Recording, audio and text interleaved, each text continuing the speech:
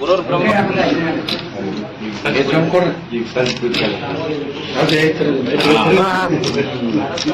ಗುರುರ್ ವಿಷ್ಣು ಗುರುರ್ದೇವೋ ಮಹೇಶ್ವರ ಸ್ವಲ್ಪ ಮೇಲೆ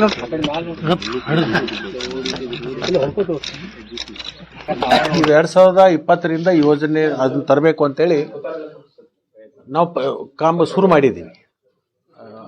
ಇಷ್ಟರೊಳಗೆ ಆಗ್ತಿತ್ತು. ಅದು 2021-2ರಲ್ಲಿ ಇಲ್ಲಿ ನಮ್ಮ ಇಬ್ಬರು ಪುಣ್ಯಾತ್ಮಗಳು ಅಧಿಕಾರಿಗಳು,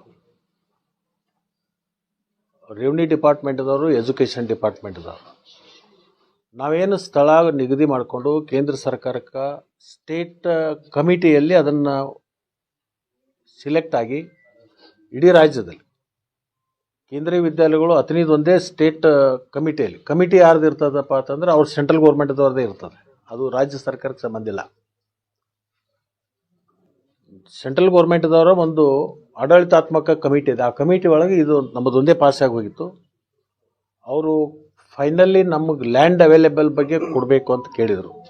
ಮುಂಚಿತವಾಗಿ ಲ್ಯಾಂಡ್ ಕೊಡಬೇಕು ಅಂತೇಳಿ ನಾವು ಕುಕ್ಕಟ್ನೂರದಲ್ಲಿ ಒಂದು 10 ಎಕರೆ ಲ್ಯಾಂಡು ಅಗ್ರಿಕಲ್ಚರ್ ಕಾಲೇಜು ಮತ್ತು ವೆಟರ್ನರಿ ಮೆಡಿಕಲ್ ಕಾಲೇಜ್ ಮುಂಭಾಗದಲ್ಲೇ 10 ಎಕರೆ ಜಮೀನು ಅದಕ್ಕೆ ನಾವು ರಿಸರ್ವ್ ಮಾಡಿದ್ವಿ. ಇಲ್ಲಿಂದ ರಿಪೋರ್ಟ್ ಕಳಿಸೋ ಮುಂದೆ ಈ ಜಮೀನು ಯೋಗ್ಯ ಇಲ್ಲ ಅಂಥೇಳಿ ಇಲ್ಲಿಂದ ರಿಪೋರ್ಟ್ ಹೋಯ್ತು. ಅದು ರಿಪೋರ್ಟ್ ಹೋದ್ರೆ ನನ್ನ ಗಮನಕ್ಕೆ ಬರಲಿಲ್ಲ. ನಾನು ಕೆಲಸದ ಒತ್ತಡದಲ್ಲಿದ್ದೆ. ಅವಾಗ ಉಪಮುಖ್ಯಮಂತ್ರಿ ಇದ್ದು ಸಾರಿಗೆ ಇಲಾಖೆ ಇರೋದ್ರಿಂದ ಭಾಳಷ್ಟು ಓಡಾಟ ಇರೋದ್ರಿಂದ ನನ್ನ ಗಮನಕ್ಕೆ ಬರಲಿಲ್ಲ. ಆ ರಿಪೋರ್ಟು ಕೇಂದ್ರಕ್ಕೆ ಹೋದ್ಮೇಲೆ ಅಲ್ಲಿ ಸಬ್ಜೆಕ್ಟ್ ಏನು ಕ್ಯಾಬಿನೆಟ್ಗೆ ಹೊಟ್ಟಿತ್ತಲ್ಲ, ಅವಾಗ ಇದನ್ನು ಫೈಲ್ ತೆಗೆದಿಟ್ಬಿಟ್ರು. ಜಮೀನು ಇದಕ್ಕೆ ಲಭ್ಯತೆ ಇಲ್ಲ ಮತ್ತು ಯೋಗ್ಯ ಇಲ್ಲ ಅಂತಕ್ಕಂಥ. ಆಮೇಲೆ ಕೇಂದ್ರ ಸರ್ಕಾರ ಕ್ಯಾಬಿನೆಟ್ ಡಿಸಿಷನ್ ಆಗಿ ಅದು ಕ್ಯಾಬಿನೆಟ್ ನೋಟ್ ಹೊರಗೆ ಬಂತಲ್ಲ, ಇವತ್ತಿನ ಸಚಿವ ಸಂಪುಟದಲ್ಲಿ ಆಗಿರ್ತಕ್ಕಂಥ ತೀರ್ಮಾನಗಳು ಅಂತ. ಅವಾಗ ಸುಮಾರು 85 ಕೇಂದ್ರೀಯ ವಿದ್ಯಾಲಯಗಳನ್ನು ಸಚಿವ ಸಂಪುಟದಲ್ಲಿ ಆದಾಗ ನಮ್ಮ ಕರ್ನಾಟಕದ ಅಥಣಿ ಇರಲಿಲ್ಲ.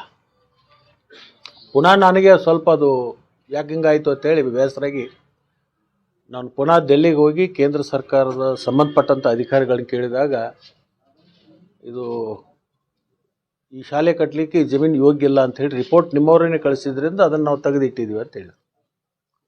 ಅದು ಬಂದು ಗೊತ್ತಾದ ಮೇಲೆ ಅಧಿಕಾರಿಗಳನ್ನು ಮುಗಿದು ವಿಷಯ ಉಳಿದು ಹೋಗಿಬಿಟ್ಟಿದ್ದಾರೆ. ಅವ್ರಿಗೆ ಸಲಹೆ ತಗೊಂಡು ಇದಕ್ಕೆ ಪರ್ಯಾಯವಾಗಿ ಏನು ತುರ್ತು ಮಾಡಬೇಕು ಅಂತ ಹೇಳಿದಾಗ, ತಿರುಗಿ ಅದನ್ನೇ ಲ್ಯಾಂಡನ್ನು ನೀವು ತೋರಿಸ್ಬೇಕಾತಂದರೆ ಅದನ್ನು ಮತ್ತೆ ಎಕ್ಸ್ಪರ್ಟ್ ಕಮಿಟಿ ಮಾಡಬೇಕು. ಅವ್ರು ಬಂದು ಅದನ್ನು ಇನ್ಸ್ಪೆಕ್ಷನ್ ಮಾಡಬೇಕು. ಎಕ್ಸ್ಪರ್ಟ್ ಕಮಿಟಿ ಅವ್ರು ನಮಗೆ ರಿಪೋರ್ಟ್ ಕೊಡಬೇಕು, ಯೋಗ್ಯ ಇದೆ, ಅವ್ರು ಕೊಟ್ಟಿರ್ತಕ್ಕಂಥದ್ದು ಸರಿಯಿಲ್ಲ ಅಂತ. ಅದಕ್ಕೆ ಸಮಯ ವ್ಯರ್ಥ ಆಗೋದಕ್ಕಿಂತಲೂ ತುರ್ತಾಗಿ ಯಾವುದಾದ್ರೂ ನಿಮಗೆ ಪರ್ಯಾಯ ಜಮೀನು ಸಿಕ್ಕರೆ ಅದನ್ನು ಕೊಟ್ಬಿಡಿ, ನಾವು ಮುಂದಿನ ವಿಷಯದಲ್ಲಿ ಇಟ್ಕೋತೀವಿ ಅಂತ ಹೇಳಿದಾಗ, ತಗಡಿ ಹತ್ತಿರ ನಮಗೆ 20 ಎಕರೆ ಲ್ಯಾಂಡ್ ಇರ್ತದೆ. ಆ 20 ಎಕರೆದಲ್ಲಿ 10 ಎಕರೆ ಲ್ಯಾಂಡ್ ಅದನ್ನು ನಾವು ತೊಗೊಂಡು, ಅಂದರೆ ಸಿನಾಳ ಮತ್ತು ಅಥಣಿ ಮಧ್ಯದಲ್ಲಿ, ಅಥಣಿಯಿಂದ 5 ಕಿಲೋಮೀಟರ್ ಆಗುತ್ತೆ. ಮತ್ತು ಅಥಣಿ ಪಟ್ಟಣಕ್ಕೂ ಅದು ಸಮೀಪ ಆಗುವುದರಿಂದ ಆ ಜಮೀನದ ಉತ್ತಾರಗಳನ್ನು ಮತ್ತು ಕೇಂದ್ರೀಯ ವಿದ್ಯಾಲಯದ ಹೆಸರಿನ ಮೇಲೆ ಉತ್ತಾರದಲ್ಲಿ ದಾಖಲು ಮಾಡಿಕೊಂಡು ಅದು ಕನ್ನಡದಿಂದ ಇಂಗ್ಲೀಷ್ಗೆ ಟ್ರಾನ್ಸ್ಲೇಟ್ ಮಾಡಿ ಅದನ್ನು ತೊಗೊಂಡೋಗಿ ಅದಕ್ಕೆ ಹಚ್ಚಿದ ಮೇಲೆ ಮೊನ್ನೆ ಅದರ ನಂತರ ಉನ್ನತ ಶಿಕ್ಷಣ ಸಚಿವರಾಗಿರ್ತಕ್ಕಂಥ ಧರ್ಮೇಂದ್ರ ಪ್ರಧಾನ್ ಅವರಿಗೆ ನಾನು ಖುದ್ದಾಗಿ ಭೇಟಿಯಾಗಿ 2020ರಿಂದ ಇದು ನಡೀತಾ ಬಂದಿರೋದ್ರಿಂದ ಭಾಳ ವಿಳಂಬ ಆಗ್ತಾಯಿದೆ, ಅದಕ್ಕೆ ಮೊದಲು ನೀವು ಒಂದು ಭರವಸೆ ಕೊಟ್ಟಿದ್ರಿ ಮಾಡಿ ಕೊಡ್ತೀನಿ ಅಂತಕ್ಕಂಥದ್ದು. ಆವಾಗ ನೀವು ಕರ್ನಾಟಕದ ಉಸ್ತುವಾರಿ ಇದ್ದಂಥ ಸಂದರ್ಭದಲ್ಲಿ ಅವಾಗ ನೀವು ಭರವಸೆ ಕೊಟ್ಟದ್ದು ನೀವು ಈಡೇರಿಸಬೇಕು ಅಂತ ಕೇಳ್ಕೊಂಡಾಗ, ಇಲ್ಲ ನಿಮ್ಮ ಕರ್ನಾಟಕದ ಅಧಿಕಾರಿಗಳು ಅದನ್ನು ತಪ್ಪು ಮಾಡಿದ್ರಿಂದ ಅದು ಉಳಿದು ಹೋಗಿದೆ, ಈಗ ನಾನು ಖಂಡಿತವಾಗಿ ಕೊಡ್ತೀನಿ ಅಂತ ಹೇಳಿದರು. ಆ ಪ್ರಕಾರ ಅದನ್ನು ತೊಗೊಂಡು ಹೋಗಿ ನಾವು ಫೈಲ್ ಕೊಟ್ಟ ಮೇಲೆ ಅದನ್ನು ಮೊನ್ನೆ ಸಚಿವ ಸಂಪುಟದಲ್ಲಿ ಅನುಮೋದನೆ ಮಾಡಿಕೊಂಡು ಇಡೀ ದೇಶದಲ್ಲಿ ಮತ್ತು 57 ಕೇಂದ್ರೀಯ ವಿದ್ಯಾಲಯಗಳನ್ನು ಕೊಟ್ಟಿದ್ದಾರೆ.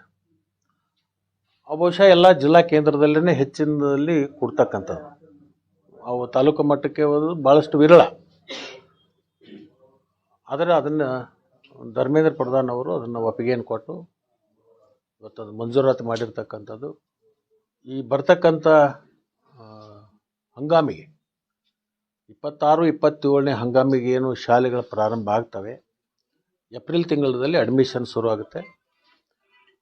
ಪರ್ಯಾಯವಾಗಿ ಅದಕ್ಕೆ ನಾವು ಇಲ್ಲಿ ಶಾಲಾ ಸಂಕೀರ್ಣ ಅಂತ ಹೇಳಿ ಒಂದು ಬಿಲ್ಡಿಂಗ್ ಇತ್ತು, ಅದನ್ನು ನಾವು ಬೇರೆ ಕಡೆ ಅಲ್ಲಿ ವಿದ್ಯಾರ್ಥಿಗಳನ್ನು ಸ್ಥಳಾಂತರ ಮಾಡಿಕೊಂಡು ಅದನ್ನು ಪೂರ್ಣ ಖಾಲಿ ಮಾಡಿಸಿ ಸೆಂಟ್ರಲ್ ಗೌರ್ಮೆಂಟದ ಏನು ಶಿಕ್ಷಣ ಇಲಾಖೆ ಗೈಡ್ಲೈನ್ಸ್ ಪ್ರಕಾರ ಅದನ್ನೆಲ್ಲವೂ ಕೂಡ ನಾವು ರೆಡಿ ಮಾಡಿದ್ದೀವಿ.